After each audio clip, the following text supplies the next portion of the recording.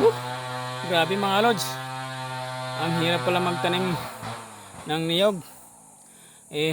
Wala tayong magawa. Sorry class. Pinanganak tayo sa titing mahirap. Kung pinanganak tayo sa titing mayaman, di mansyon tayo nakatira.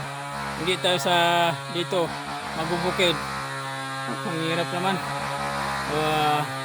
Kaya tanggapin na natin ito na ang binigay sa atin ng may kapal. Hirap talaga.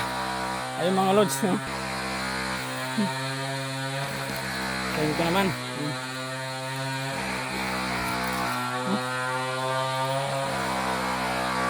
Bale mga lods, yung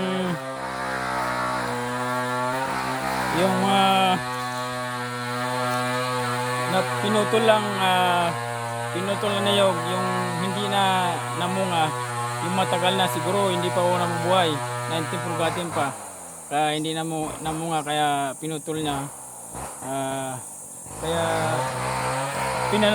palitan natin yung bago. Kaya mga lods, magtanim ng bago,